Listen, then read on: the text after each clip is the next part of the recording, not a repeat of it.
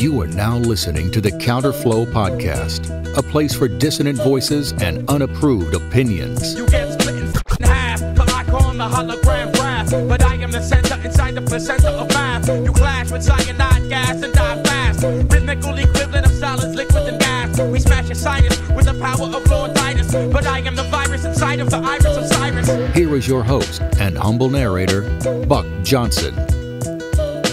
What's up, you guys? Welcome back once again to the Counterflow Podcast. As always, I am your host and humble narrator, Buck Johnson, coming to you out of Lockhart, Texas. And today, I've got a friend and fellow Texan on the show, a fellow weightlifter, but a lot heavier weights than I lift. And we get into the fun story of when I first met Father Moses McPherson in his garage gym, pulling weights heavier than I can pull, louder than I yell when I lift my weights, and listening to music that was even heavier and louder than the music I listen to while I do the same thing. He goes into quite the sordid tales of his past life, his current life, of course, which is much holier and much more fortunate. But you have to go through, you don't have to, but some of us do, myself included. We have to go through these twists and turns and ups and downs and trials and tribulations to get to certain aspects of what we consider a happy life and a more pure life, if that's at least what we're trying to achieve. And there is an analogy to weightlifting, right? It's hard, it can suck at times, but in the end, you're doing it to better yourself. And so we get into a lot of the twists and turns that Father Moses' life took. He's also the newest member of the patristic faith team, and I'm proud to have him on here shortly after that was announced. He's the rector of Holy Mother of God Orthodox Church in Georgetown, Texas, just north of Austin. He's been married for over 20 years to his incredible wife, Ruth. They cherish 5 sons that God has blessed them with. He's been a priest for over 10 years. He holds a bachelor's from Redeemer College with a double major in philosophy and religion and an MDiv from St. Tikhon's Theological Seminary. His sermons can be found, we get into this, they can be found on his church website, but they're also on Orthodox Sentinel Radio. If you guys are into that, I highly recommend it. I listen to it quite often. And so we get into all of these crazy details of Father Moses' life. So let's jump into it now. Father Moses McPherson, welcome to the show, sir. How are you? Hey, good, Buck. Thanks for having me on. Yeah, it's a first time. It shouldn't be, because I've known you for a little bit now, and I actually want to tell a story of my first introduction to you. But before we do that, I'll let you give my listeners a little intro for yourself. Anything you think is pertinent, especially in terms of what we're going to be talking about today, where you're a priest at, and et cetera. Yeah, sure. So I'm a priest with Rockford Midwest Diocese under Archbishop Peter. Our church is in Georgetown, Texas, so just basically north side of Austin. I've been a priest for 10 years now, married for 21 years, and my wife and I have 5 blessed sons. So that's a good little rundown. That is, and now I get to give a rundown. I don't even know if you're familiar. I should ask you this. Are you familiar with Orthodox Sentinel Radio? Because yeah, I believe they put monopolies up there, yeah. They do, yeah. And so I've been listening to that since I kind of got introduced to the church. And so I first knew your voice from that because it plays your homilies along with, for my listeners, if you don't know, along with Father Josiah Trenum, Abbot Trifon, Father John Whiteford, several people that I think my listeners would be interested in hearing. And one day, our mutual friend, Father Turbo, was in town, and I went to lunch or breakfast with him, and he says, let's go to Father Moses's house. And I said, oh yeah, I know him from Orthodox Sentinel Radio. And he said, and Father Seraphim is going to be there. Father Seraphim Holland's going to be there too. And I said, well, he's on this. I hear him too. Cool. So I got all excited. We get to your house, go into your garage, which is a gym, a homemade gym of sorts. And I think most of my listeners know that I enjoy lifting. Not as much as Father Moses enjoys lifting. We walked in and you had some sort of metal blasting loud. Your weightlifting procedure, the practice as you're doing it, is much more intense than I've been. I used to be that intense, but I was way younger than you when I was that intense. So it was impressive. And he's covered with tattoos. Not that throws me off too much, as I look similar, but I thought this is not the voice when I'd heard your voice from Orthodox Sentinel Radio. Then I see you, and he's this jacked guy yelling with each rep, lifting more than I can lift, blasting metal. And Father Turbo just kind of gave me that look with that sly smile and kind of chuckled. But yeah, that was my intro to you. And how long have you been lifting? Because like I mentioned, it's much more than I lift, and this is not someone who's new to lifting when you can pull as much as you were pulling that day. You must have been doing it for a while. Yeah. So, it's interesting. Right around the time when I became a Christian, right around 18, I started rock climbing and got really into rock climbing. And, I realized I had a propensity. I didn't realize how good I was at lifting when I was in high school because, as we'll talk about, I was such a waste of kind of life at that point. I wasn't doing anything fun, anything with my body, anything that was, expressive of physicality in any way, shape, or form, except just running around getting in trouble. And so I got into rock climbing, and then I realized, like, wow, there's this whole world of athletics that I love. I love climbing. It's like dancing on the rock. It's power. It's, it's like poetry in motion when you're climbing. It's beautiful. And I love being in my body. I love expressing myself through physical acts. Like it's so enjoyable. And I had never had that. I didn't grow up doing sports or anything else really. And so anyways, I rock climbed for a number of years, and then I got injured. I got out of rock climbing. And then basically right around the time when I became Orthodox, I realized I needed some kind of outlet. I had some pretty radical changes at the time, and I needed some kind of physical expression to kind of get what was inside of me out of me. And so I started lifting weights, and then just like, of course, like everybody and I started lifting weights, I was, 25-ish. And I think maybe 25 or 26, but I was like 155 pounds. I had never really lifted weights. I had lifted some weights in high school a bit and a little bit after high school, but I'd never really lifted weights. So like everybody, you start lifting weights, you realize like, I'm going to try to get big, and then, and I'm going to get all into it. So anyways, long story short is, I started right when I was 25, 26. So I'm 42 now. So 17 odd years. I mean, there was a few years where I was working,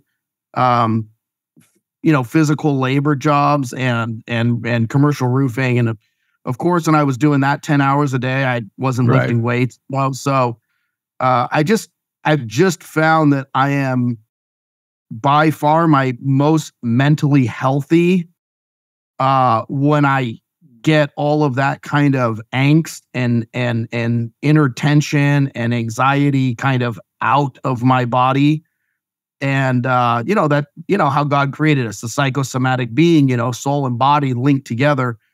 The times where I look over the last, like, say, 10 years of the priesthood, the times where I was really struggling in some ways were like when I wasn't lifting weights and I wasn't really doing anything, So I just realized it's not just, for me, weightlifting is just a hobby. I mean, it's fun. It's kind of goofball in a sense. Like, we did a deadlift competition last weekend, and, what am I doing there? I'm 42 years old with all these young bucks in their 20s and everything else.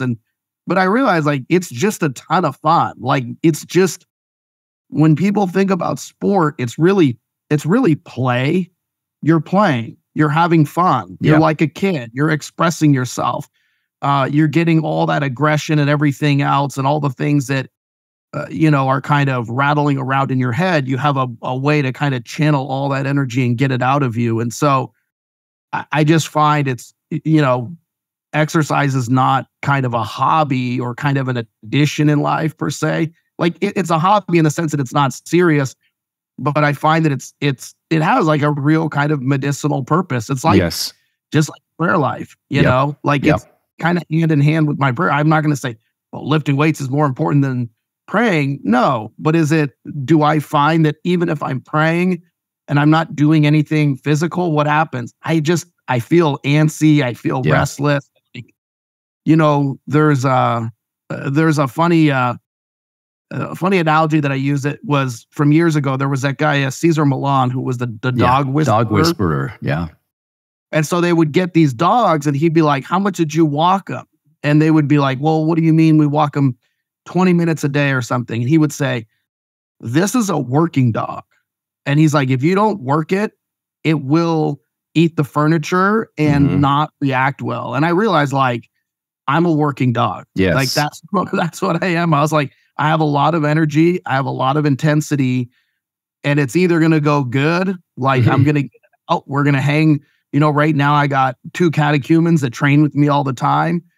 Either we're going to get it out and have a blast and have a good time, and it's going to come out in a healthy way, or I'm going to be like stir crazy and fidgety and too much energy and not any release, So it's just, I find it's just such a healthy aspect of life. So anyways, more or less 17 years-ish. And just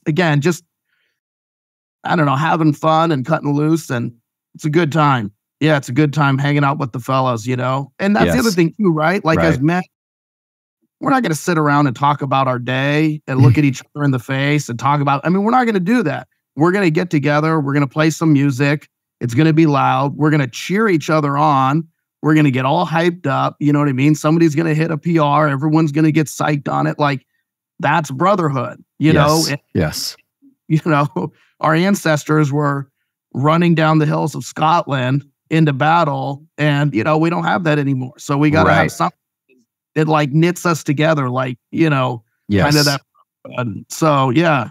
I don't think we're made as men to sit hunched over a computer all day, go home, unwind, and I guess in front of some silly show on TV, go to bed, and just keep doing that over and over again. There was an old, I would say legendary fire captain that just visited my station the other day to talk to some of the young men, because cultures change over times, including in the fire service a little bit, not as negative as the outside world. But he said he was in charge of the training academy years and years ago, and he took the cadets out into this public park and was just chewing them out, making them do push-ups, running sprints, yelling at them. And this lady stopped by and rolled down her window, and she said, "Why are you treating these young men so mean?" And he said, "Lady, when your world is falling down around you and you need help quickly that you can't figure out yourself, do you want these men to do it that have had their ass handed to them day in and day out and understand what pain is and what it is to work hard? Or do you want a man in an office that sits at a computer?" And she said, "I agree. You're right. Have a good day," and drove off. So I think there's an aspect, it is a little bit, there's an ascetic nature to it where it's like feeding who we're supposed to be.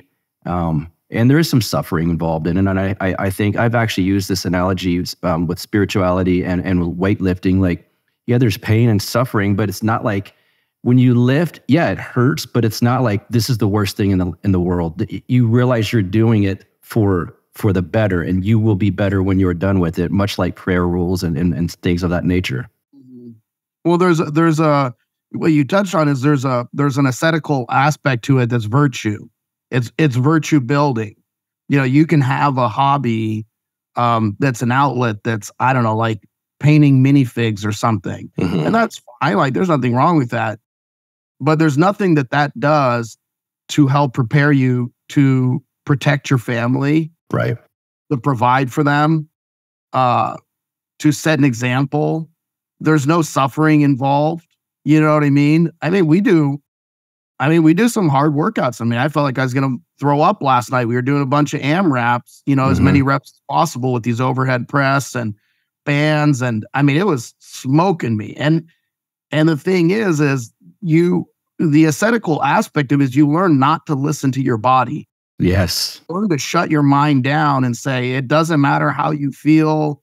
It doesn't matter how this makes you feel. Like we're pressing through and we're doing it. And what I notice about a lot of guys that come to work out with me is, when we don't know how to express our emotions correctly, they express themselves incorrectly. Like I said, like the dog chewing the couch. And when a man feels weak or powerless, it expresses itself in kind of an attitude or a sassiness. It's forgive me, but it can be a lot of times very negative, feminine kind of energy, because they don't know how to be men. They don't know how to endure an uncomfortable situation, but also in their mind to go, I'm tougher than this. Like, it doesn't matter. Like, if somebody shows up, to your station house and says, hey, Buck, we're going to smoke you now for the next 2 hours. You're like, it is what it is. Right. Like, I'm down day one. Nothing's going to change. Like, I can endure this. You're not bullying me. I'm not a victim. And that's one of the things I think that fundamentally shifts, when you lift weights and whatnot, is, you're not a victim. You have agency over your own person, over your own body. You can push yourself. You don't care. Pain and discomfort are not a priority for you to avoid. And so much of our temptation in the fallen world is avoiding, pain and suffering. The Holy Fathers tell us this. They say the fallen man wants to maximize his pleasure and minimize his pain. And when you're lifting weights, you're doing the opposite of that. You're embracing that which is uncomfortable, but you're doing it for these greater goals and these greater goods. And one of the things I say to people is, I love that saying, stay ready so you don't have to get ready. Yes. I've got a wife and I've got 5 kids. If something really goes down in my life, if there's a car accident or a God forbid, a fire or a break-in or a public problem or whatever else, like, everyone is defenseless except for me. Mm-hmm. Everyone is relying on me to be able to protect them and to take care of them. And it's funny because, my wife and I, we were talking about this recently, and I said, I told her, I said, I don't know if you fully grasp how important it is to our sons that they know that their dad is strong. And it's a whatever you want to use. If you want to use the psychology terms of, dominance, hierarchy, or whatever else. But for them, it's important. They see, okay, my dad is a winner. My dad is going after it. Or if he's not a winner, if he's not coming in first place, he's a hard charger. We know he hits it hard and he's going after it. You know what I mean?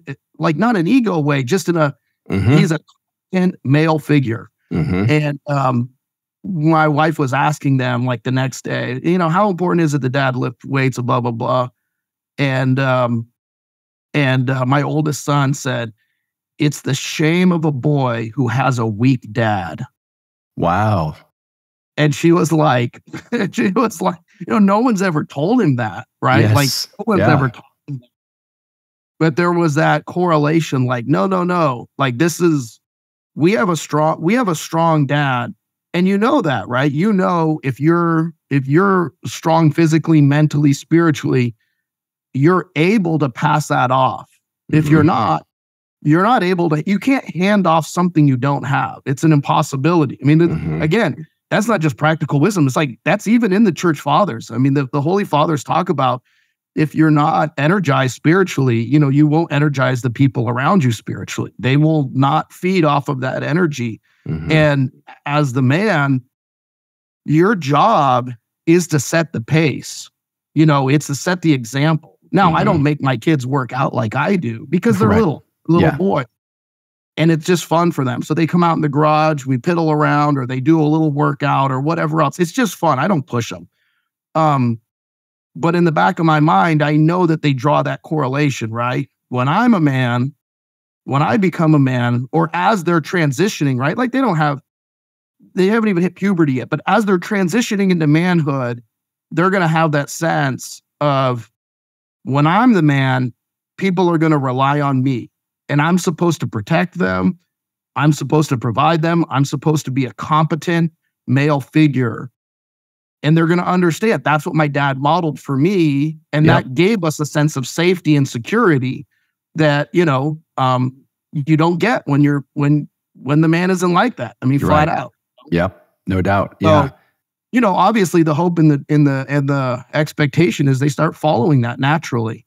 you don't have to push it on them or be hard or be a drill instructor. I always try to be, obviously way harder on myself and be in my own little zone than, with my kids or whatever. So, yeah. I did work out, I worked at the fire academy a couple of times over the cadets. And the first time was when I was about as serious as I've ever been into working out, like the AMRAPs and whatnot. And I remember a cadet stayed after the academy as I was working out, and he was stretching or something. And he said, "Sir, what are you training for?" And I wasn't even trying to be clever, but it just hit me. And I said, "Life." Yeah. And he laughed and he's like, "Life? Not a competition?" I was like, "No, I don't have any." Like, he thought I was like going to have some CrossFit competition. I was like, "I'm just doing this to exist, basically, and not, flounder around when there's a serious issue that I need to, control or help people out in." You grew up, I believe, in Southern California, correct? Yeah, most of my life. My family moved to SoCal when I was 9. We moved to a city called Palmdale. Okay. So this is early 90s. So to put it in context, because it will kind of pave some of the other stuff that goes on. In the late 80s in Los Angeles, there was a huge gang problem, lots of violence. Like, gangs in LA it was like, remember the movie Colors? Yep. Yeah, man. That's when I lived there, which really? is also when and how I became a Raiders fan, if that makes sense, because that logo was all the rage, as you probably know. Every kid I grew up with was like all Raiders gear all the time. So we moved to Southern California when I was 9. We moved to Palmdale. It was 1991. And so Palmdale was like these track homes basically out in the Antelope Valley, out in the desert, outside of Los Angeles. And so if you were a working class, middle class kind of working person, blue collar, whatever else, you can't afford to live in LA, or you didn't want to live in a bad neighborhood in LA. And so a lot of those people moved out to Palmdale, and, it was predominantly Mexican, a lot of black people, and then some whites. And so when I moved there, I had moved from, an area that was like all white. We moved there, and it was just, it was a different, Palmdale back in the early 90s was pretty gnarly. I grew up on our playground was like segregated. Like, I hung out with like Asians. Like, I had these Asian friends, like a Brazilian kid, because he wasn't Mexican. I had like a couple of white friends, and it was like, that's who you hung out with. And like the Mexicans all hung out with the Mexicans, and the blacks all hung out with the blacks. And it was looking back, it's crazy, but it was the trickle down effect of the California prison system, right? Which was everybody, people in my elementary school had older brothers, uncles, whatever, that were in and out of the pen, that were in real LA gangs.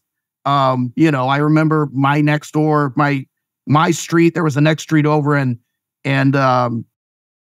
my friends, their sister would have these Crips that would come from LA and come and stay at their house and stuff. And so they had Harlan Roland 30s, I believe, Crips that would hang out there, So when I moved there, it was like we went from super white to super SoCal kind of gangster. Like, growing up, that was the vibe. And so from a pretty young age, it was not a lot of parental oversight. My parents both worked, and so we kind of ran crazy out there. We would try to blow stuff up in the desert and get M80, get stuff, and then we would break into model homes and break into empty houses and break into empty houses for the gang members so that they could hang out there and stuff. I mean, it was a very, very bizarre, when I look back, a lot of my childhood and a lot of the stuff that happened, it's kind of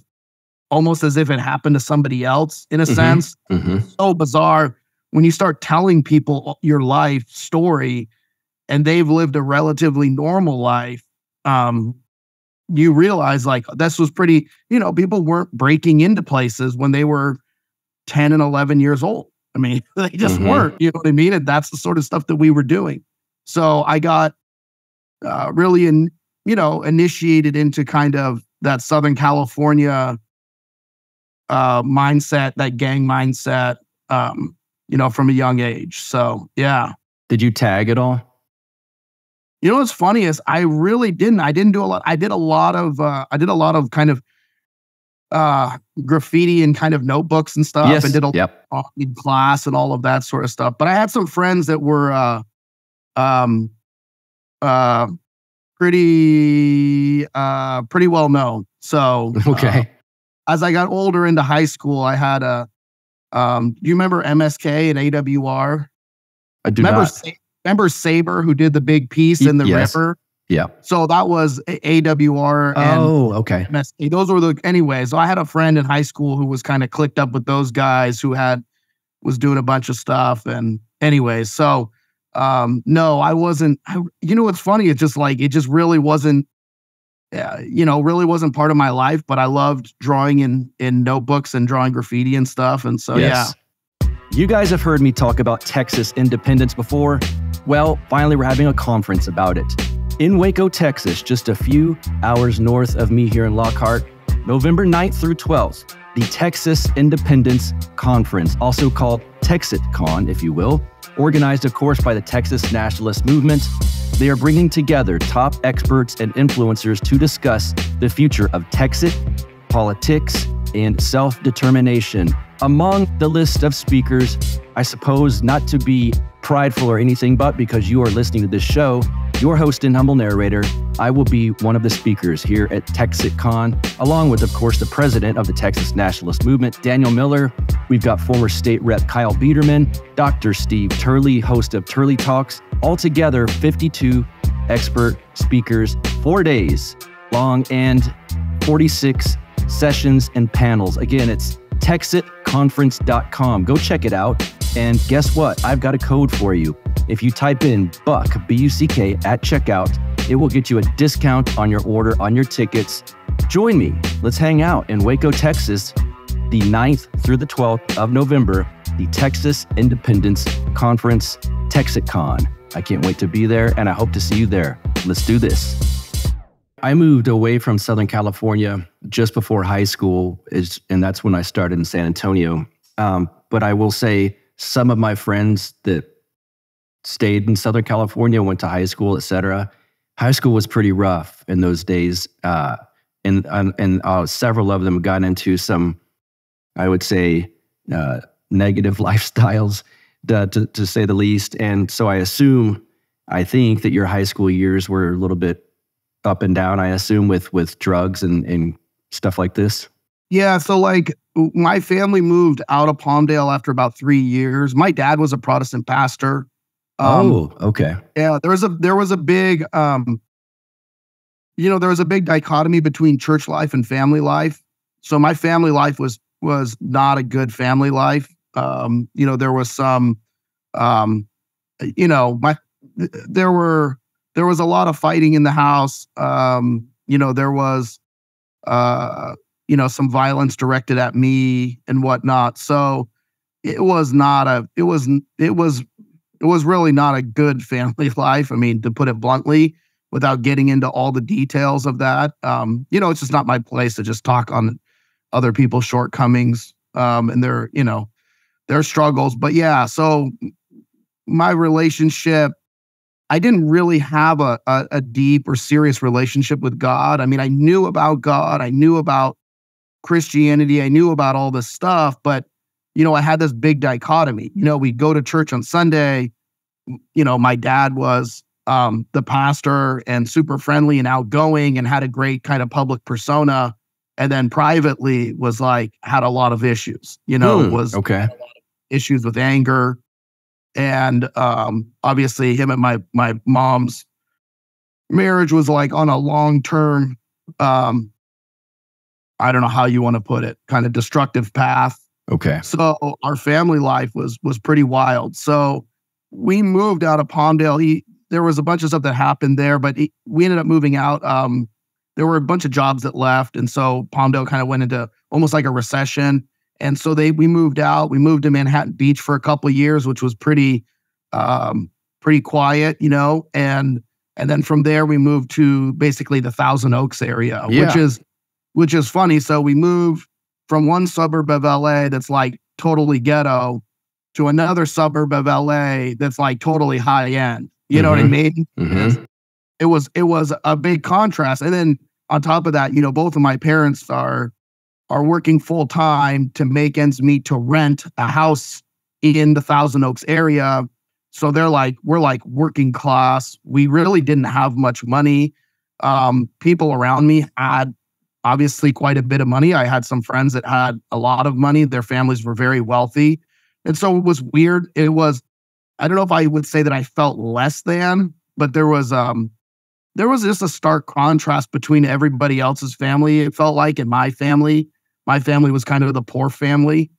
And like I said, my family life was just chaotic, man. I mean, when I look back on my childhood, I have a lot of like kind of lonely memories. Like I didn't spend time with my parents.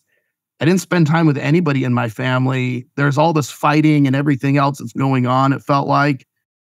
And I didn't feel like I had anybody to turn to for any kind of direction. Cause like, you don't turn to, when your parents are like, they're, having all their own problems, you don't turn to them and say, hey, like, help me out. Mm-hmm. So I was just I just was, very, very lost, man. And so when I was 14, went into high school, I had some friends and obviously started smoking pot, which, wasn't, that was kind of normal. Like in the 90s, you were 14 years old, people were smoking pot. That was normal in Southern California. And so I found with smoking weed that it alleviated my anxiety and it made me kind of forget my life and it made me feel better, to put it bluntly. Yeah. And so it was, it's kind of like that tried and true kind of story, which is like it worked until it didn't work. Yeah. It got me out of my head and it got me out of all the drama of my family. I remember just being, my family would be crazy, people fighting and screaming or whatever.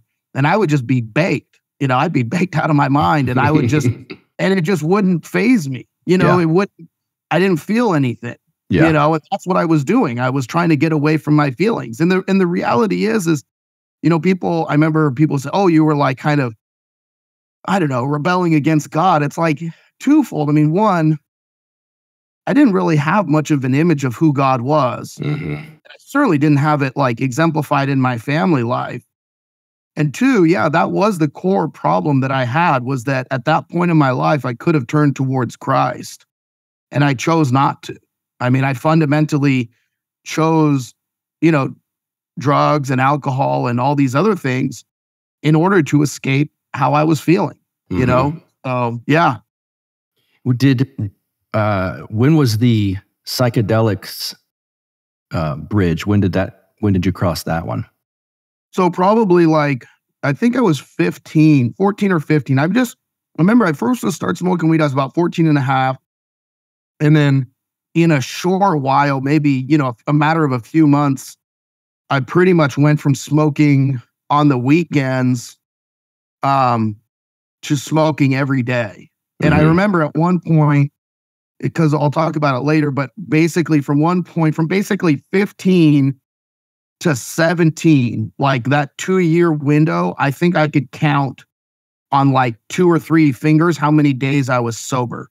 Wow. Okay. So I just was, it just was everywhere. And that's the thing is like, then you start hanging out with other people. All they want to do is get high. All of us have, no parents around. So you have no parents, no parental oversight. You get to the point, by the time I hit my junior year, I was already, my freshman, sophomore year, I basically went from advanced classes to basically going to get kicked out of the high school. And I had to go to another like continuation high school, which then I ended up getting kicked out of and ended up at another, you know what I mean? Like I ended up going to, I think if you count it all, including we moved at one point, I think I went to 6 or 7 high schools total. Wow. Okay. So yeah. So when I was like 15, I think that was the first time I really got into doing mushrooms, and yeah, I mean, I don't know how you can put it, man. I just, I have, like it's both, and it's a lot of funny and crazy stories, like typical kind of stuff. And then a lot of really, really dark stuff that happened and really ended up taking over my life. And, when, again, like anything with drugs, I mean, this is the way the devil works. The devil always holds out the carrot. Oh, there's always the temptation. There's always the kind of promise. And then as you kind of, begin to eat the carrot, you don't realize that there's like kind of the bitter poison pill at the base of it. And so you're so deep into eating it, by the time you get there and crunch on it, it cracks your teeth and you're poisoned and you're like on the brink of death. And so that kind of is what happened. We got really, you and I had talked about this before, but, it all started out with friends that were into Wiccan.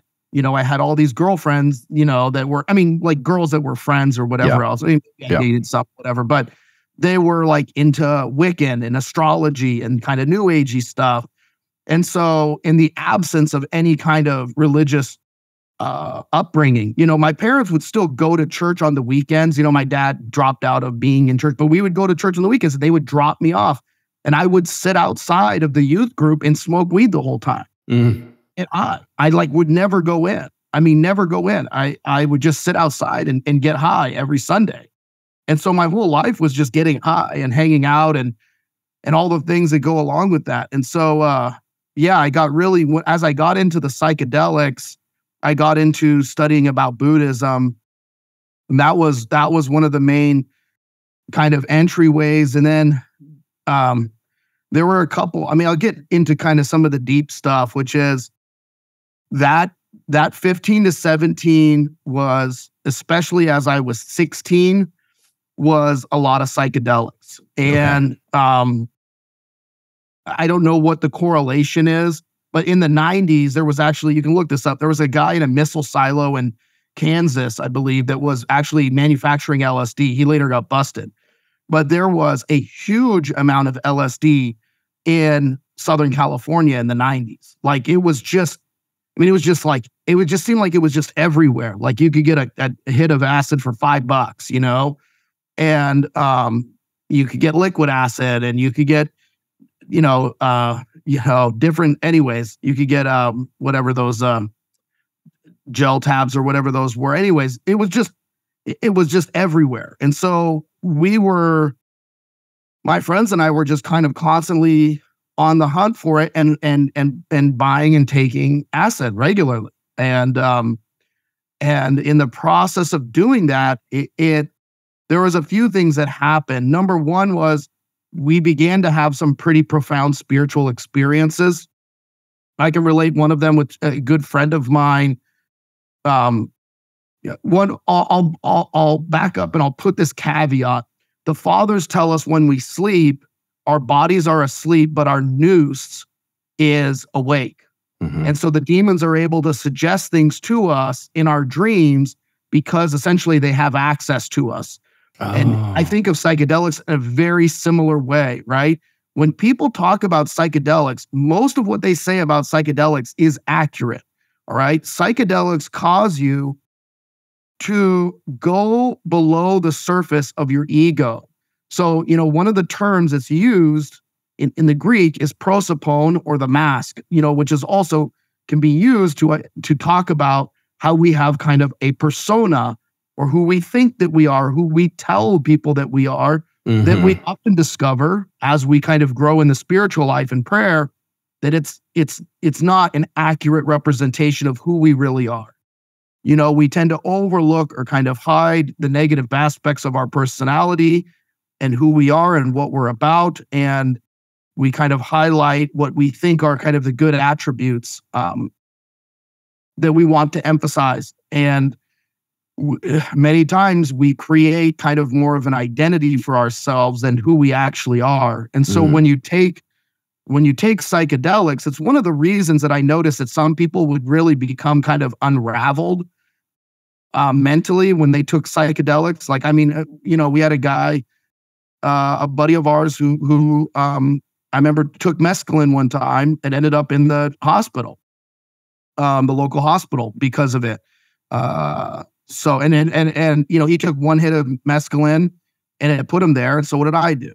I went and got 2 hits of the same mescaline and took 2 hits of the mescaline so I could really experience what this was, So I was very much into the journey of psychedelics and of going kind of below the surface and kind of going, in a sense, opening the news. You experience that, when the Holy Fathers talk about things in prayer, like the interconnectedness of all mankind, when people are on psychedelics and they experience that is real. Like that is very real.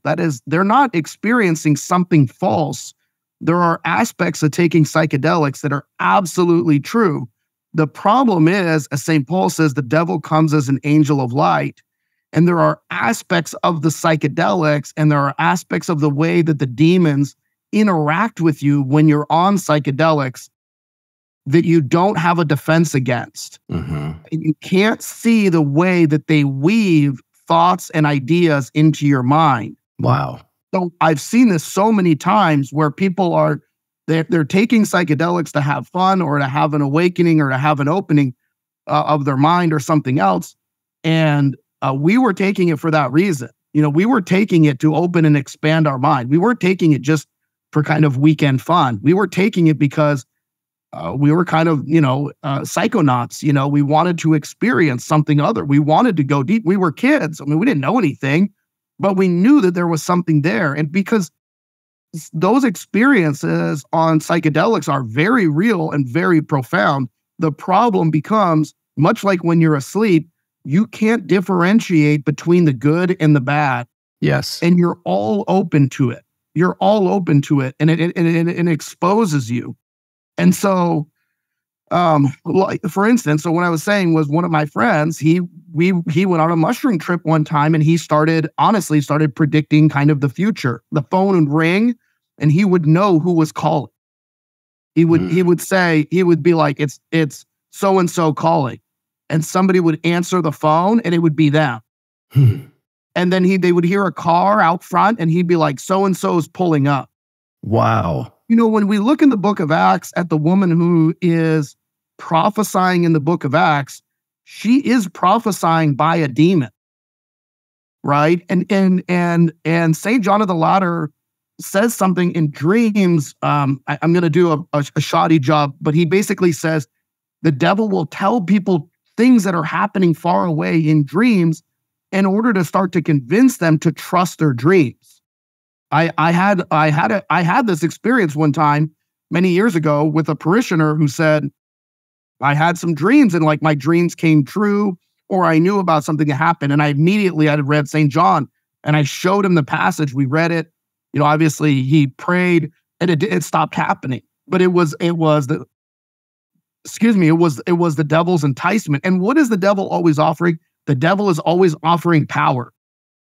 So when you're a kid and you're powerless and your life is basically spinning kind of out of control, and the devil says, hey, here's the power. I'll give you, this is the knowledge. This is the knowledge of good and evil. You're like, you're grabbing onto it. And so we had a lot of very kind of wild things that would happen. And as we got into this, we started, so this is where it gets bizarre, you could say in a way. We had one of our friends whose parents were involved with, I don't know what you want to call him, some kind of new age guru figure. And this was a guy based out of Hollywood, and I never met the man. And they had books, like guru books that they would read on these teachings from him and stuff. And so they started disseminating them to us. So now we're reading this kind of guru literature, this new agey stuff, taking mushrooms, taking acid, and things are really starting to go sideways, In the process of that happening, I would say, I'm condensing kind of 2 years of my life. the one thing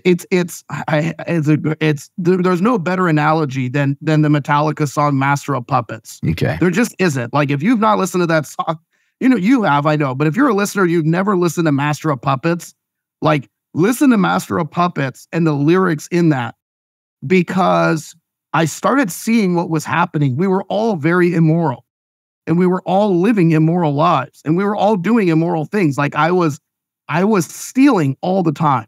Like, we would go and steal from the stores all the time to get alcohol, to get cigarettes, to get whatever. There was no kind of moral compass for any of us. And we were very much kind of on this crazy trip through life at this point. We were all basically more or less kicked out of, or major problems in school. And we were doing all these different things. And like, I started to have this just absolutely profound sense that there was somebody pulling the strings. Like, I can't, that's the only way that I can describe it, is that I could see that we were all very morally broken. Me, my friends, the girls that I knew, like, everybody was so morally broken that it was like we were not almost in control of our own decisions. And it ended up hitting this. It ended up kind of coming to a crescendo. We had a night where this was right before I ended up in a boys' home. We had a night where we went to the Valley, we went to this party, and somebody said, "Hey, you want some acid?" We said, "Yeah." We gave them money. They disappeared into the back of the house. And then all of a sudden we were sitting there thinking, "Oh, shoot, like, we just got jacked." And this guy came back and gave us the hits. And I think we all, took 2 or 3 hits of acid, which, is really not a lot. Forgive me, when you're taking acid regularly. Yeah. We ended up taking 3 hits of acid, and it was unlike anything that had ever happened before on acid, ever. And we were psychologically connected with each other. So I had a friend, and he and I were hanging out this evening. And there's so many weird things about this night. It was one of the strangest things that's ever happened in my life. But we got separated at one point. Half of the group ended up, I think, at Venice Beach or something. I mean, it was just like, he and I ended up wandering basically through suburbia, away from everybody else. Now remember, this is mid-90s, like, no pager, no cell phone, no nothing, just lost, high out of our mind in the middle of the night on acid.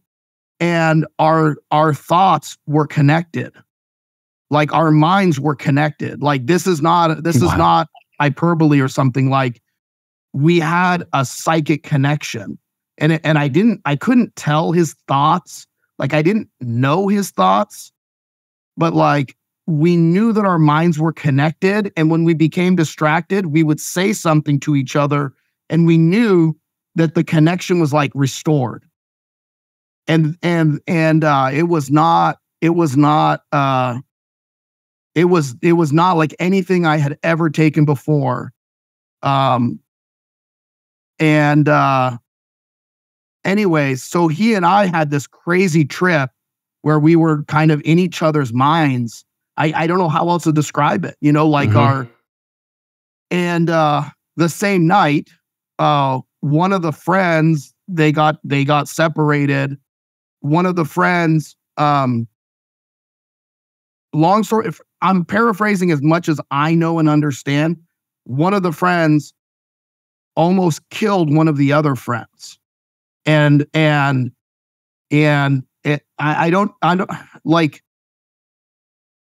to find the best way to put it. They were together, and one of the friends came into his mind that he was going to kill the other friend. Mm-hmm. And the other friend looked at him and saw the devil come out of his face.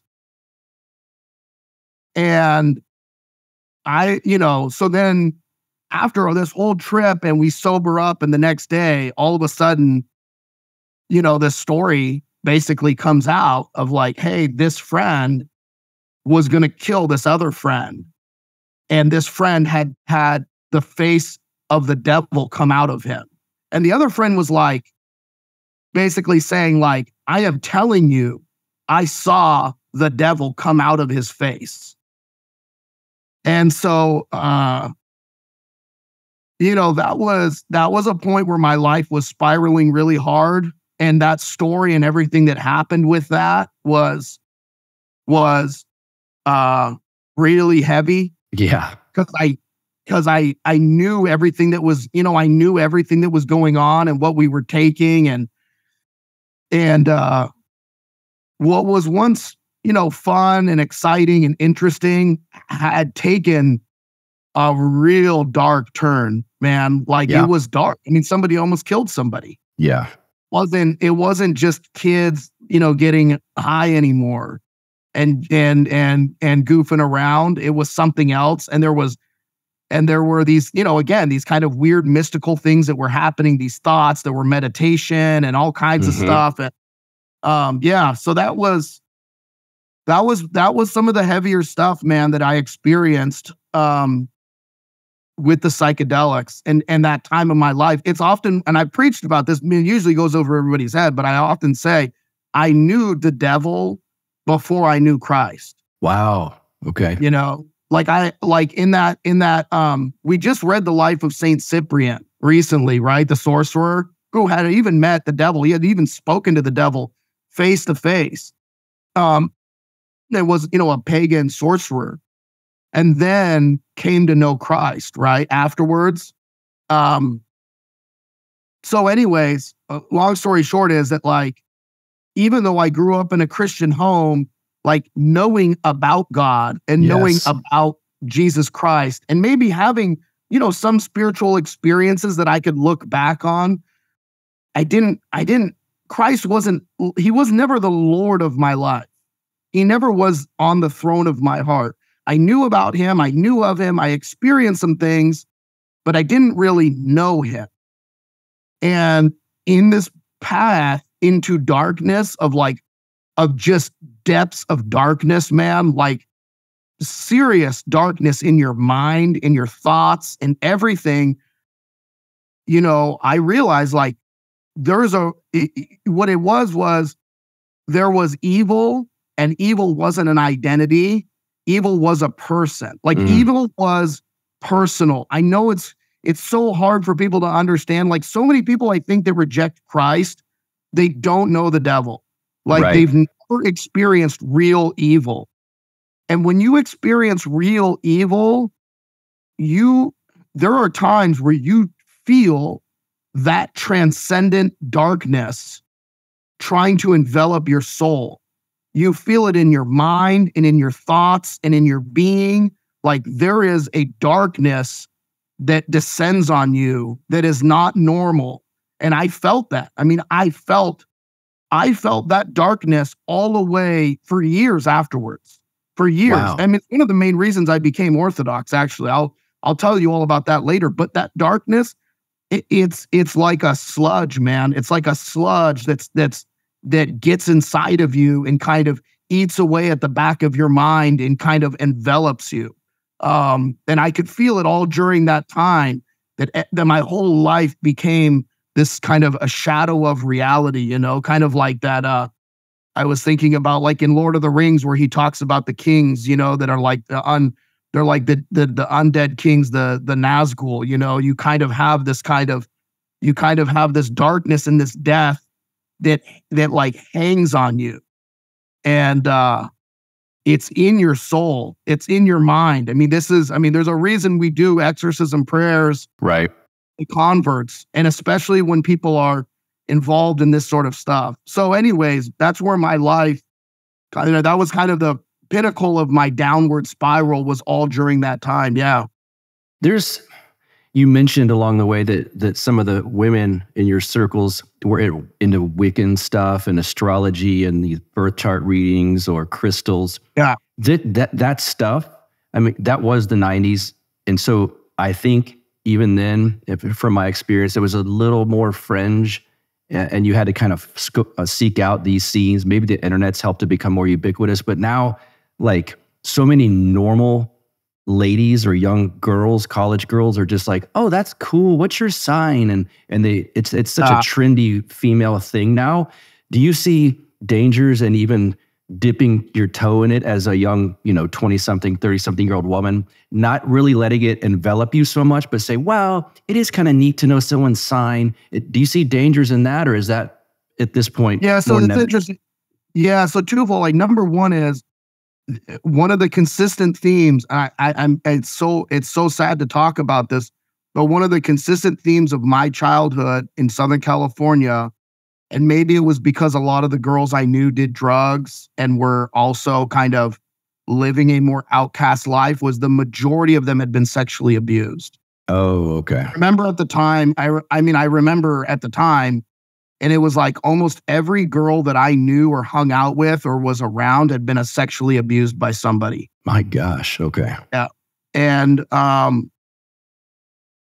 the consistent draw that I saw with all of them was it was power.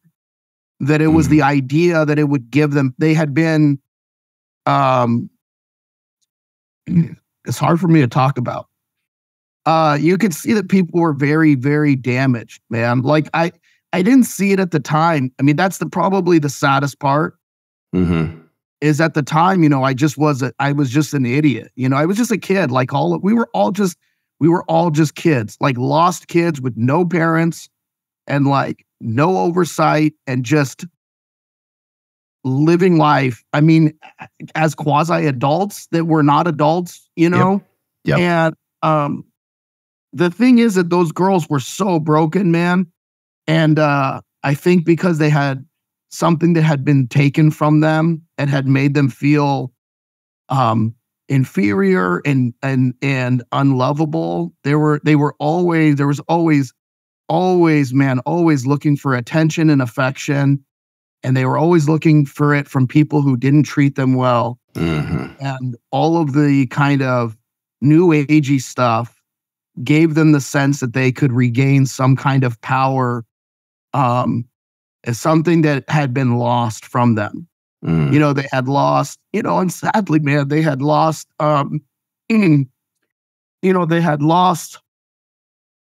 they had been robbed, they had been robbed of some, purity of their soul against their will, Right. Yeah. These were girls that I was, close with, you know what I mean? And they had lost something and they were seeking to regain it. And so, even now when it comes up and people ask me about this stuff, I mean, it's like, there is such a darkness in astrology. It may not be, I'm telling these real heavy stories about getting real deep into the psychedelics and demonic possession, and whatnot. But it has all the fingerprints of the devil on it. It has his lust for power. We do that in the exorcism prayers, lust for power. And I think that all of this, giving somebody the idea that they can predict the future or they can know what someone else is like. Again, you take a woman who's vulnerable, who's been mistreated numerous times, and she's trying to make decisions in her life about people around her. And rather than having character and self-control, she's looking to astrology to predict what other people are like and how they're going. Or she's using it as a defense mechanism to protect her from harm. And the reality is it's the devil, man.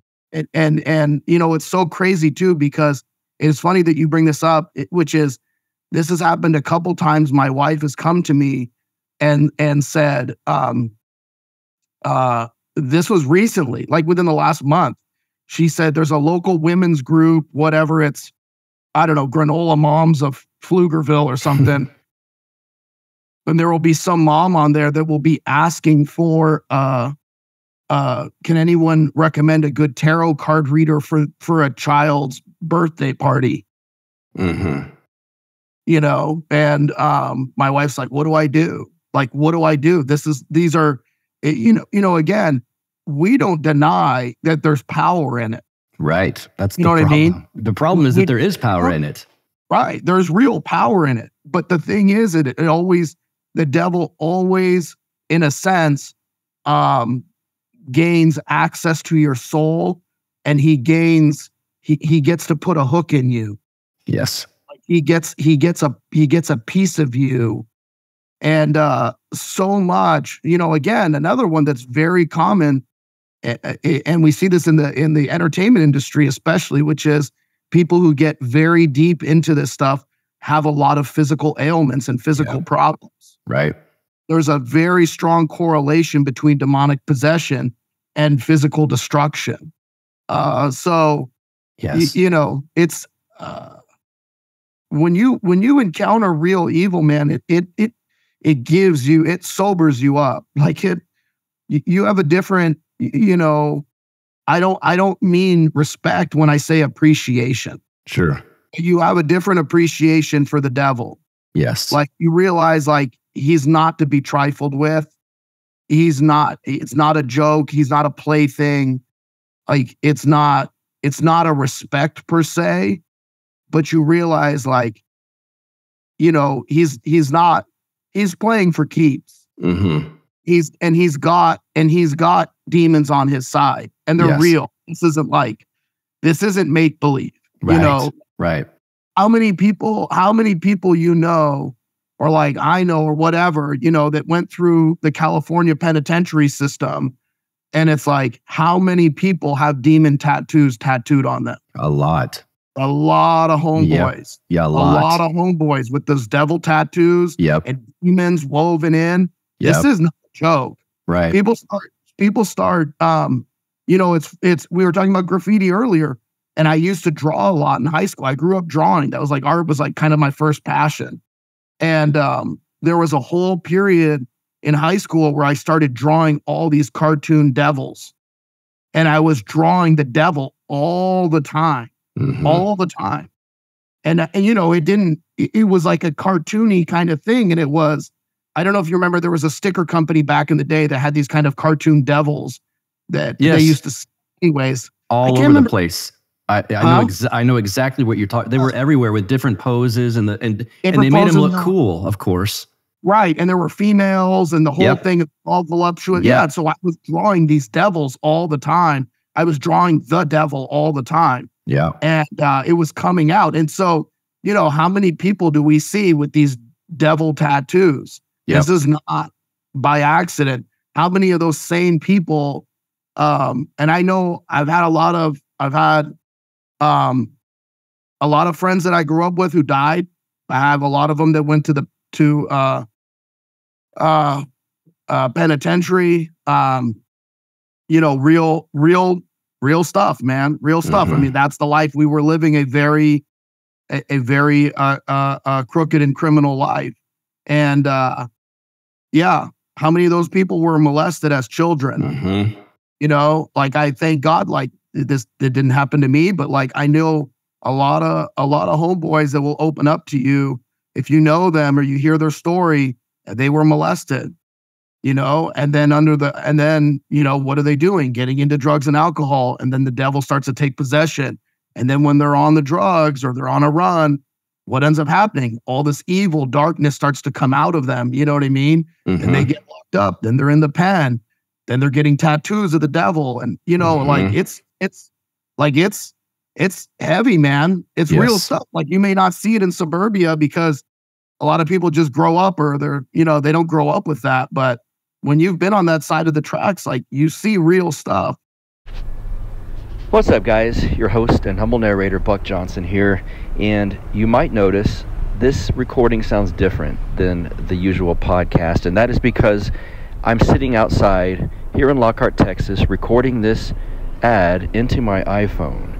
It probably sounds pretty crappy. Well, I'm doing this to show you something very cool.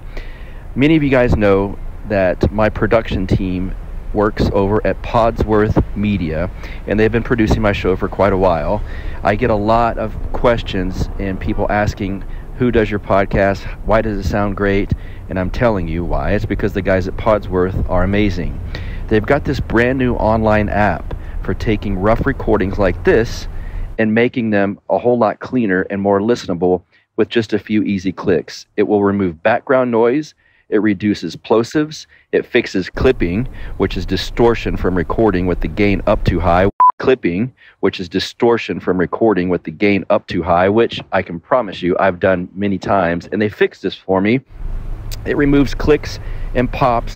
It removes clicks and pops, and then also levels out the dialogue, so there's no crazy where the guest sounds too loud or the interviewer sounds too quiet. Here's what you guys can do. All of y'all that are interested in recording podcasts or audiobooks or anything, if you're a pastor and you want your sermon recorded, whatever the case may be, go to podsworth.com and click Get Started. You drag and drop your audio files or click to open your file manager. This also works on your smartphone's web browser. You customize your settings that you want, but the default works fine on most podcast recordings. Then enter code BUCK50, BUCK50 for 50% off of your first order. You don't need an account, just an email address and payment. And you'll get a download link in your email for your cleaned up files. How cool is this? The guys at Podsworth run everything they do through this app before they do anything else to it. So all of my recordings go through this app that we're talking about. It works great. Like I said, any spoken word recordings, obviously for podcasts, YouTube videos, sermons, audiobooks, whatever, it will make awful recordings sound listenable and much more professional. So, like I said, go to podsworth.com and click Get Started. You can use promo code BUCK50, BUCK50 for 50% off of your first order. You can use promo code BUCK50, BUCK50 for 50% off of your first order. Let's get it. When did I want to skip ahead too fast, but I also can't keep you forever. I want to hear how you first came upon the idea of orthodoxy, and then how and where you met Father Turbo. Yeah, so I'll tell one brief story. I'll keep it real short. For sure. But when I was 17, so my life was spinning, and my parents were obviously very aware that I was uncontrollable. You know, my parents had no control over me at the time. They understood that I was involved with drugs, and potentially, you know, they understood that I was drug dealing and all this other stuff. And they had this, you know, again, it's the 90s. You got to think of the context. You know, they found a military boys' home on the internet, you know, whatever, that they could send me to. And so they basically had me escorted. They had a giant man show up at the house in the morning and escort me when it was early September. I was 17. I had just turned 17 a few days earlier. I turned my birthday September 2nd. So I was born on, what was I? I think it was Father Seraphim Rose reposed on my first birthday. So it's easy to write. That's my birthday, right? So I didn't find that out till later. But anyways, so it was September 2nd, and a few days later, I got this guy showing up at my house, and he's going to take me away. And my life was so in shambles. I thought, well, my life can't get worse. And I end up at this military boys' home, which turns out to be way worse than anything I could have expected. Wow. So that's probably like an hour podcast in and of itself, but we'll condense it down to this, which is, you know, there was a lot of psychological and physical abuse there. They basically tortured us, and it was pretty horrific, pretty bad place. It was a very bad place. So you can read up on it on the internet. It was called Bethel Baptist Boys Home. But when I went there, this was like me coming off of drugs, and I went there, and it was so scary. I had never been so scared in my life. I ended up in this middle of nowhere, Mississippi, and in a barracks with like 40 other kids. And it was the type of place where you knew an accident could happen. and you would not leave there, you know? And it was for real. It was after all the crazy stuff I had gone through, I thought I was going to this Christian military boys home, and it was a total, whatever you want to call it. It was like not a concentration camp per se, but it was like, yeah, it was a bad place, and they treated us, it was a bad place, man. Everybody who left there ended up jacked up. Wow. Like you didn't get out of there without having like serious psychological problems, pretty much, you know? I mean, I was very grateful for how I kind of came out of it, but, I had, friends that, left there and are still to this day, not sober, and 20 years later, and people who ended up in psych wards and other things. So that's a big conversation, but. Well, kudos to you really quick I know we're about to get there, for finding Orthodox Christianity, because I've noticed, I think this is a temptation of the devil, but I've noticed people will just have this brief, quick, let's say impersonal or maybe too personal or pre-list type thing, experience with Christianity. And then they're like, nope, yep, that was dumb. I didn't like it. Those people were hypocrites, or they were dumb, or they were mean to me, or this weird thing happened. So Christianity sucks. And I've seen that a lot. So I would just say kudos to you for entering what was called at least a Baptist boys' home or something. And then it's torturous and awful. And then you still find Christ. Well, it was like I was there, and I realized really quickly, it was like a math equation to me. I was like, either I'm going to get broken psychologically here because I can't, this is the craziest. It's something you can't fathom. Like, being afraid is one thing, and sometimes we experience fear, and sometimes that fear is justified, or we experience some anxiety about the unknown. And then there's another type of fear where you can lose your life.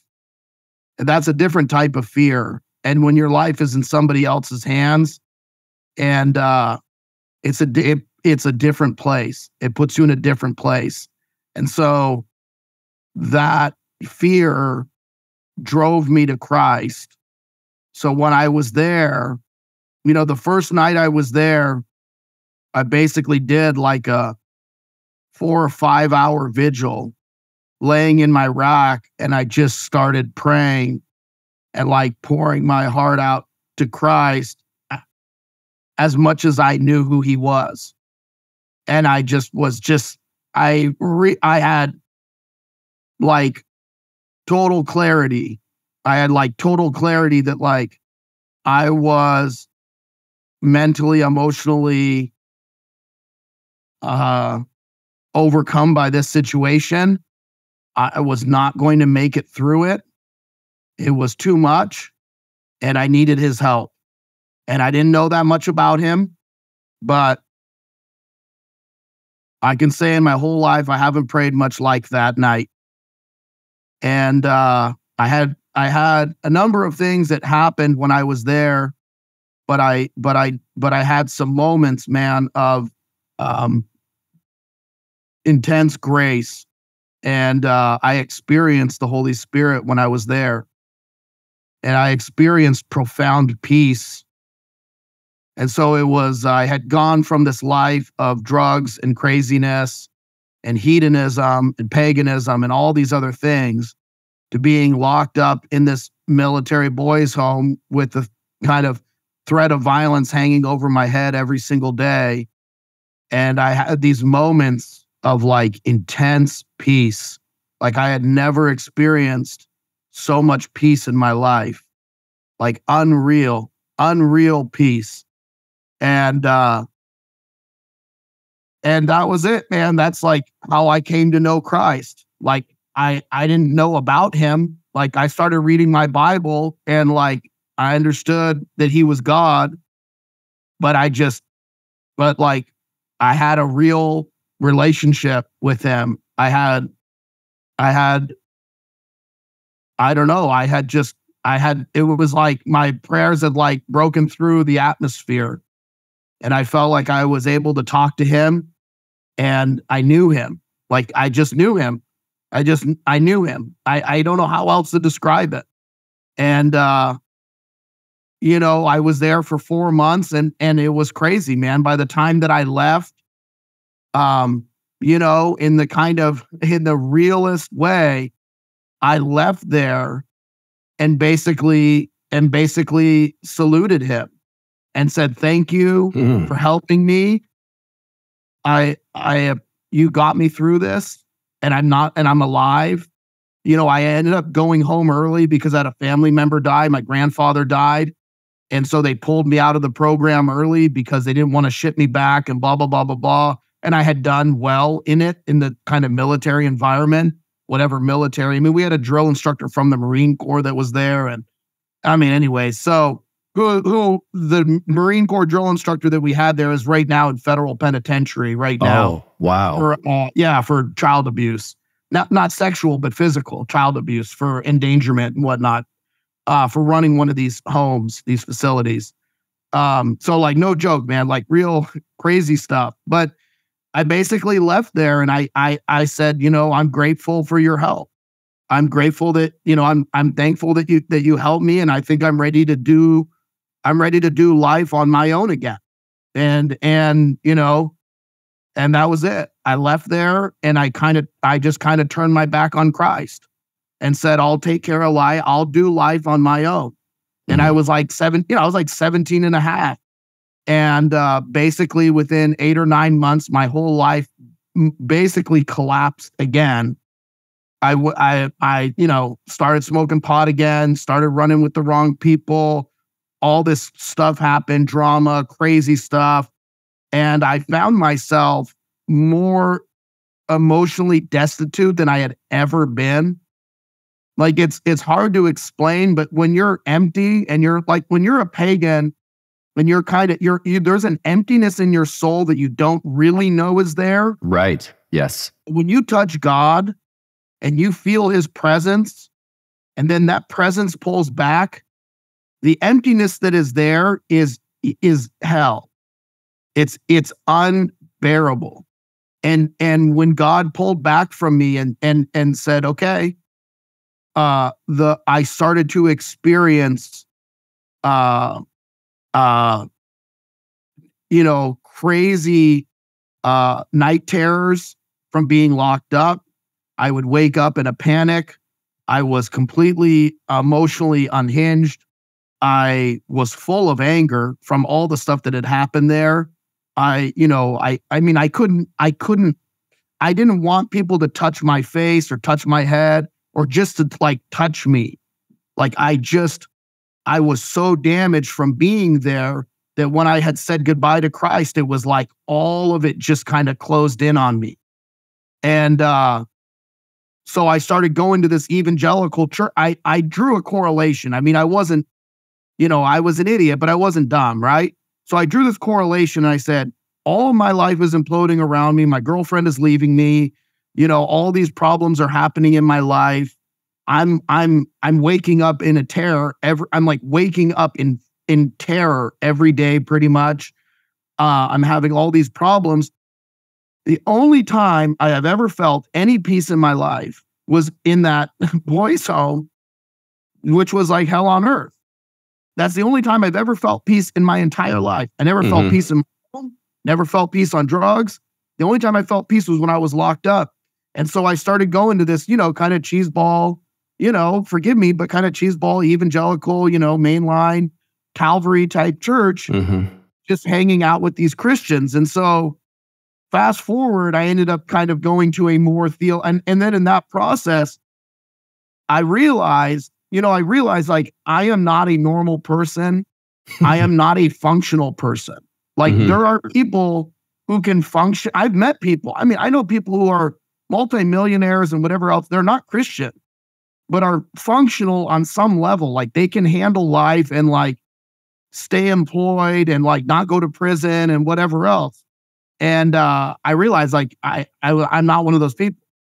Like I just do not have it in me. I'm like, I have such a propensity for self-destruction that I'm like, I cannot cope. I can't cope without Christ. And I mean, it was just like it was just clear. Like I just looked at all the evidence and I was like, I'm just I am like, whether it's the devil or me or the combination of me with the devil, like I am on a path of destruction. Like that's where I'm at. I'm on a path of destruction without Christ. And so I really gave my life at that point when I was 18 back to him. And basically started the process of turning over control and saying, you can be the king of my life. And so fast forward a few years, I meet my wife, we get married, we're Protestant, all these things. And yet there was still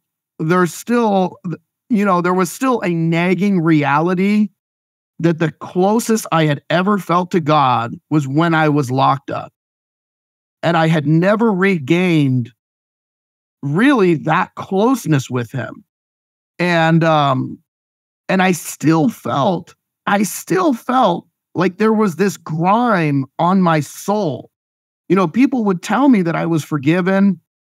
It's like I had done a lot of bad stuff. Like I had done real bad things, like not your average stuff. I had done real bad things. And that was weighing on me.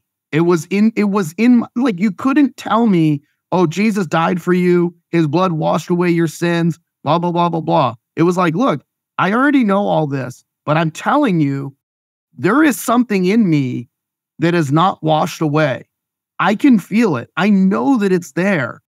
And I was into getting a college degree at a Protestant university when we took a class called Light from the Christian East, Eastern Orthodoxy and Early Church History by this professor, Dr. Jim Payton. And then he eventually had like a manuscript that he published with Zondervan. It's out under the same name. And we started reading Orthodoxy.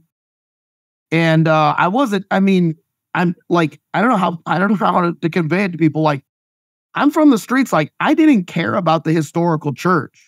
Like, I didn't care that I was joining the historical church. Like, that didn't mean anything to me. Like, I didn't feel like I needed it. I didn't feel like I needed to be identified as Orthodox or the da-da-da-da-da. Like, I wasn't interested in any of that stuff. My only interest was when I read the saints, they had a relationship with God. And I remember, I read Saint Seraphim of Sorov, and I was like, he knew God. Mm-hmm. Like, he knew Christ. He was close with Christ. Like, he knew how to get there. And the other thing was, I started reading all of this stuff about like the healing of the soul and forgiveness and repentance and confession and the washing away of sins through the sacrament of confession. And I'm like reading all of this stuff, and it was all the medicine of the church. That's what grabbed me. I was like, finally, there is some medicine. Like, I have all this theology and no medicine. And when I encountered Orthodoxy, I was like, I didn't care. I just didn't care about that stuff. Like, I don't know how to put it. Like, I just I didn't care about that stuff. What I cared about is like, I started thinking about, like, for instance, I started thinking a lot about the beggars. Son of David, have mercy on us, right? The blind men, Son of David, have mercy on us. And they're crying out to Christ. And then I'm like reading about the Jesus prayer and how you can get in contact with Christ. And like even now, it's like very powerful, man. It like moves me. Like, I just wanted, like I felt like I was a Christian, but I was lacking closeness with Christ. I wanted more. I wanted more of Christ. When I was locked up, I knew Christ. Like, he was real, man. Like, every single day that I was in that hellhole, he was real. And then when I came out into the world, it was like a veil. It was like a shadow. And I just didn't really, I couldn't access him. Like, I just felt like I knew about him, but I didn't really know him. And when I read the saints, everything in the church and everything in the medicine of the church was how to restore a relationship with him, how to really encounter him. And that's what I wanted. I was just a very, maybe on the outside, there were things that were functional about me, but on the inside, I just knew that I was a very deeply broken person. Like I could see that I was just very broken. I had a lot of shame and a lot of guilt and a lot of darkness that was just inside of me that was weighing me down. And I had a lot of, depression that always felt like it was following me around and I couldn't shake it.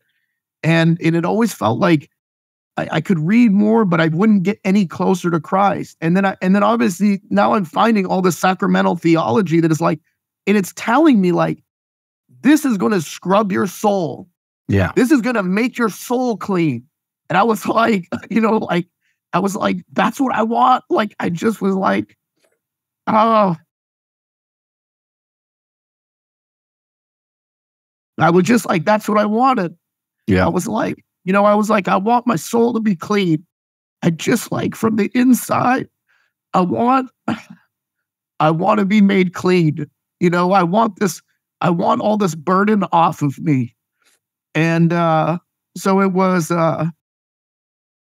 just, I don't know, man. It was like, it took me a little bit of time, like just to go through and understand, to really believe and to understand. I mean, what Orthodoxy was offering me was everything that I wanted, but it was so different and it was so weird, like it wasn't offering like a church.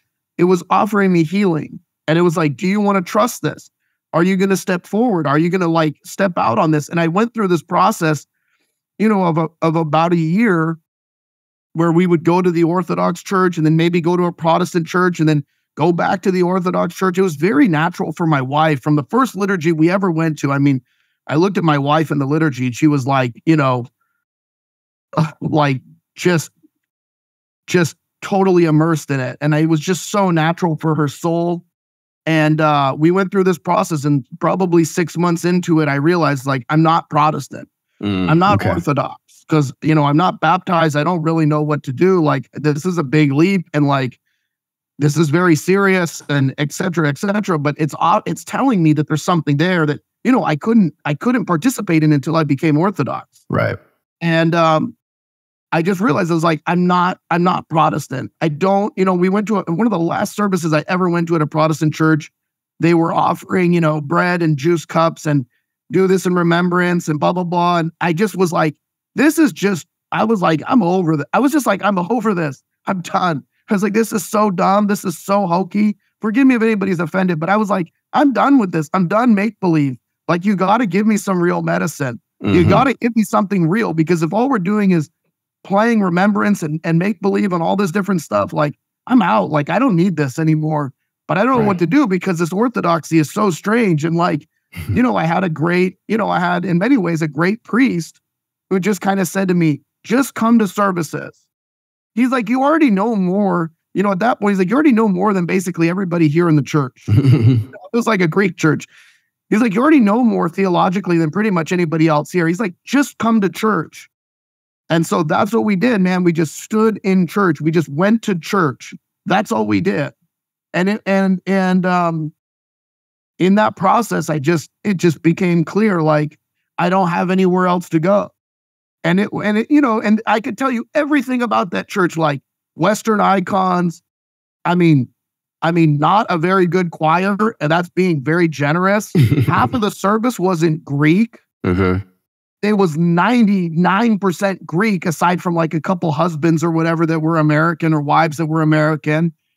My wife and I, we show up. My wife, I think I had like pink hair at the time. I'm all tatted out. We're wearing t-shirts. I'm wearing t-shirt and shorts, and like, I'm a Southern California guy. I'm like, I'm not doing church like these people, blah, blah, blah. Like, I was still in my heart, like, I'm doing my thing. You guys can do your thing. And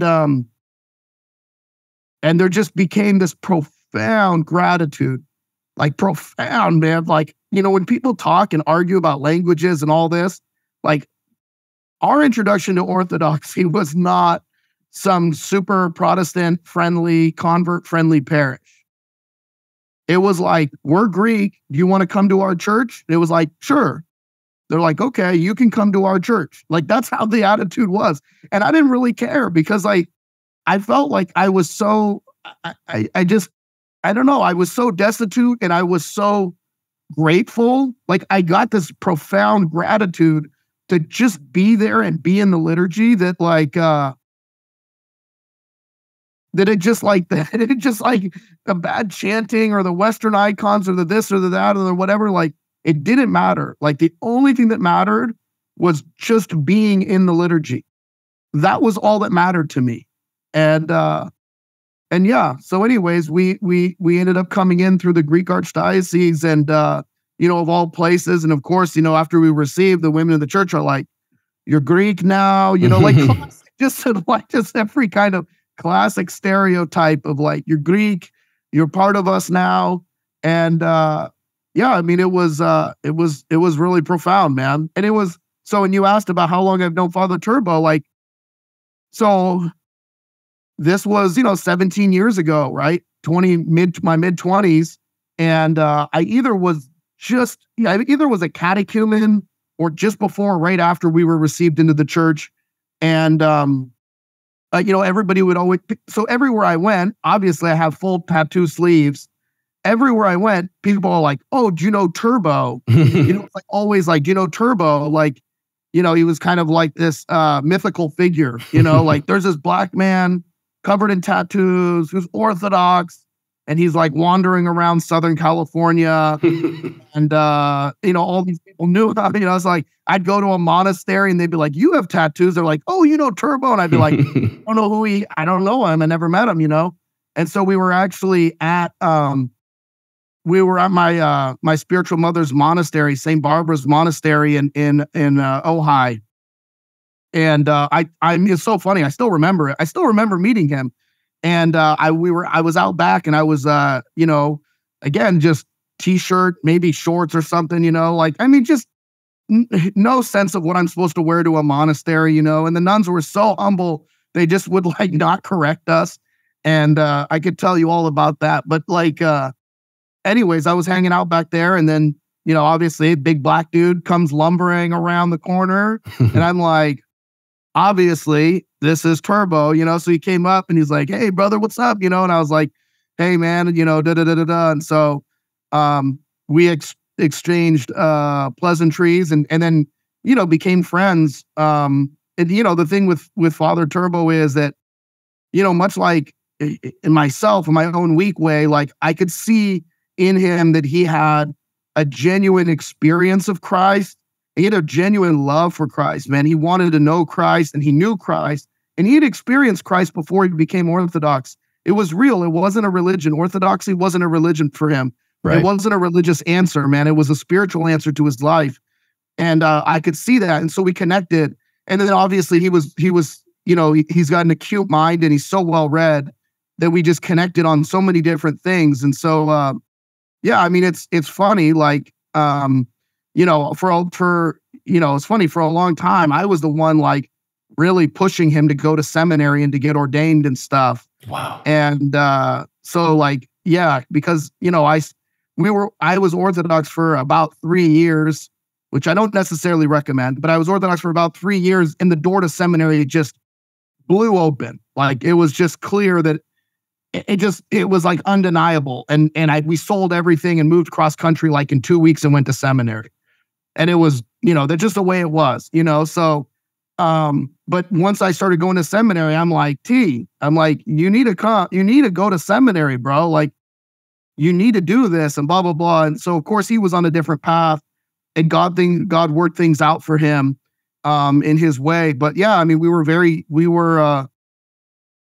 close friends. He's a brother, he's family. He's, godfather to one of my sons and, just a solid man. And, I couldn't say enough kind of good things about him. I was very blessed even that, I was out there for his ordination when he got ordained. I was able to go out there and be with him. And yeah, it was interesting because it was very clear to me that like, Christ had a real priestly calling on his life, even though he, much like myself, it's like You just couldn't. Yeah, it feels like, I mean, I shouldn't say this about him. I'll say this about me, which is like, you can't get much lower in the barrel than myself. You know, it was like Christ was picking out of the very bottom of the barrel. And I can't say that about him because he's solid and a solid family man, a solid husband. But, you know, both of us came obviously from backgrounds that were where we really had nothing to do with Christ. And it was incredible to kind of see him obviously get ordained and go through that process, and Christ calling him into the holy priesthood. Yeah. So anyways, yeah, I still talk to him all the time. And, you know, he's one of my oldest friends in Orthodoxy, you know? So, yeah. I think one of the things now, I'm so new into this still, but I see is young men with some questions or curiosities that need to experience some things. And not even just young men, young people. You know, you come to the church, it's a hospital. You come to get healed and whatnot. You, as we've just discussed, have had not only quite the amount of healing, but like the colored past, checkered past, etc.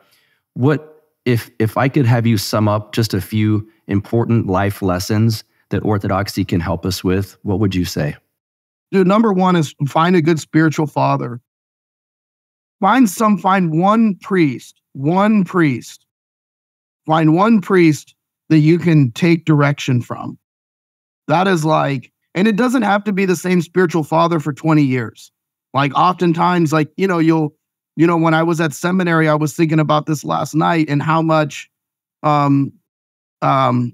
blessed I was to know Father Gabriel Nicholas when I was at seminary. You know, he was one of the monks at St. Tikhon's, and he was our spiritual father for a few years, and how much of a blessing he was.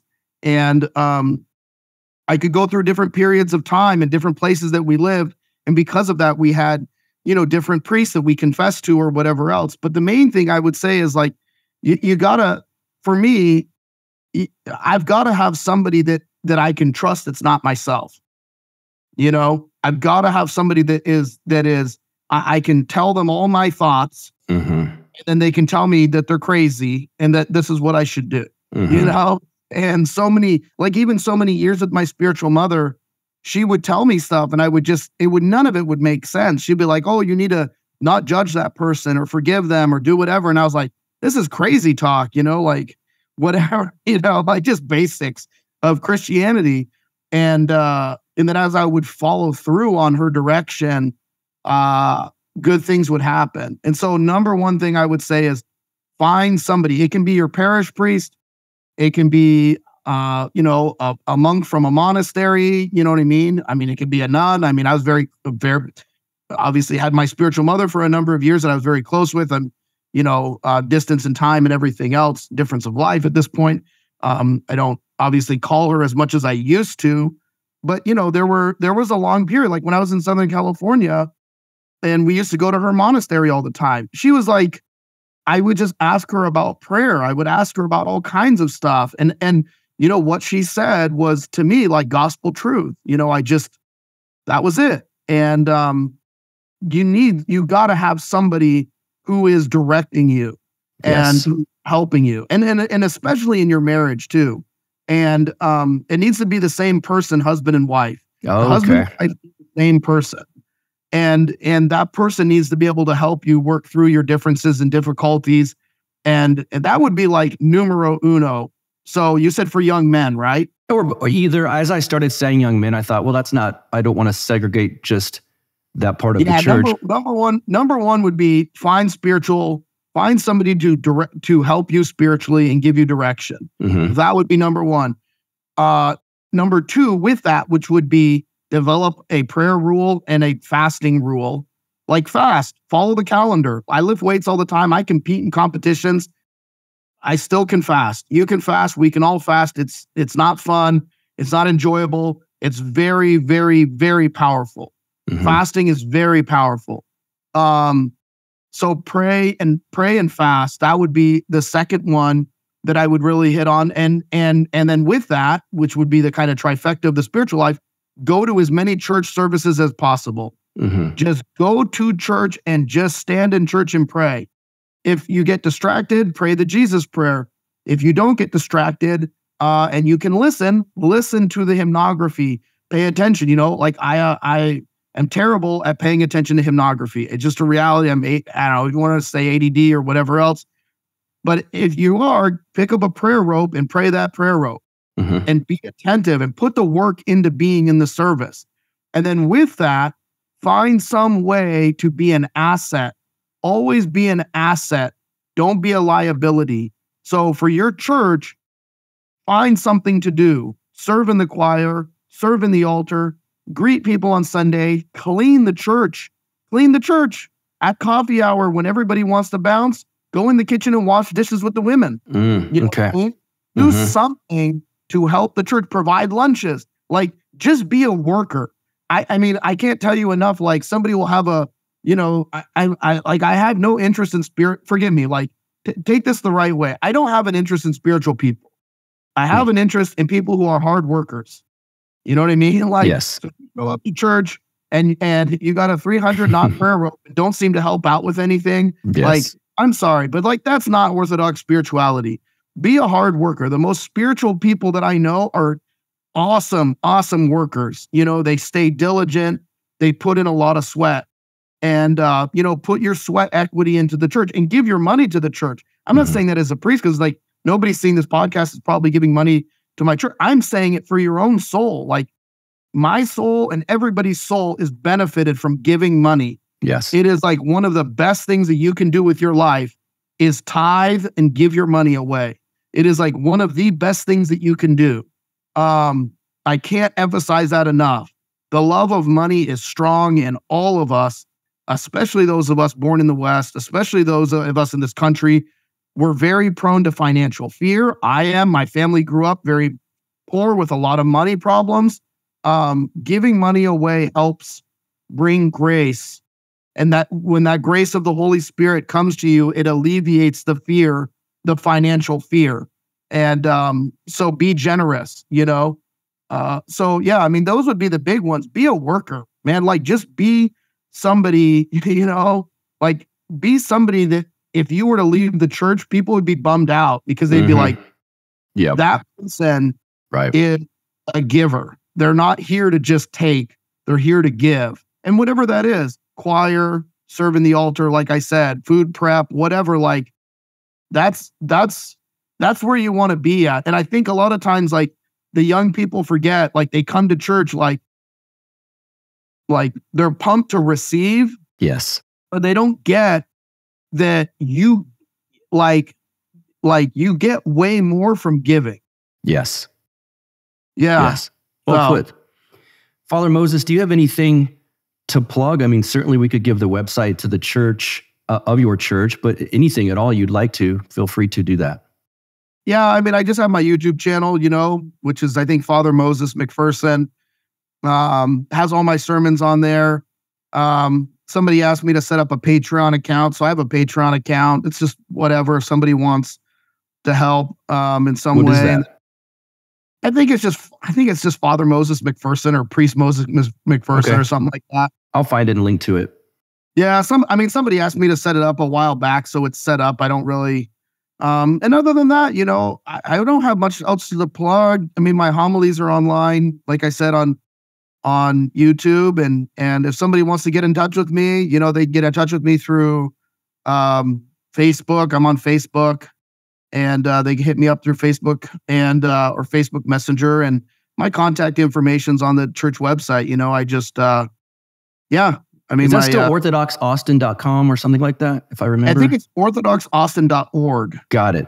.org. Okay. I actually think both links work. I think they both redirect to the same site. Okay. But yeah, so, I mean, if somebody wants to reach out, they can. priestmoses@gmail.com. My email's on our church website and all that. So yeah, if there's something I could do to help somebody, let me know. And other than that, yeah, I mean, we're just doing our thing here in Texas. So if you're driving through, yes, yeah, go do a service there. Go attend the liturgies there. If you're driving through, I can tell you that it is beautiful inside, and it's it's great. It's just the perfect size. It's not too overwhelming, but it's not tiny. It's just a wonderful parish. So Father Moses, thanks for being here, sir. This has been amazing. Awesome. Thank you, Buck. God bless you, man. Thank you, sir. I told you that was a good one. And I think you guys, I just know my audience. I think I'm going to get some interesting, some positive, some meaningful feedback on this one, because that was a great discussion. Thank you, Father Moses, for being so vulnerable, truthful, and open and honest. And it means a lot. It was great to have you on here. As for this show, YouTube, you know the YouTube channel. If you don't, just go to YouTube and search Counterflow with Buck Johnson. Hit subscribe. You'll get notified when these drop every Tuesday night at 7 p.m. Central. So you can join us live. I'm always in the chat room. And let's see, follow me on Twitter at BuckRebel, BuckRebel. We've got the special Patreon club, patreon.com/counterflow. $5 donation or more per month gets you in the group where once a month we have private Zoom calls with all of you, myself, and a special guest. It's a wonderful time. I highly recommend it. And like I always tell you, every penny I make from you guys through that Patreon group goes right back in to the production of this show, which is not free, but it's the best. So I want to keep that going. And until next week, you guys have a good one. God bless. You get split in half, like on the hologram graph. But I am the center inside the placenta of math. You clash with cyanide gas and die fast. Rhythmical equivalent of solids, liquid, and gas. We smash your sinus with the power of Lord Titus. But I am the virus inside of the iris of Cyrus. Like the sound of the Counterflow podcast? Our audio production is provided by Podsworth Media. Check them out at podsworth.com.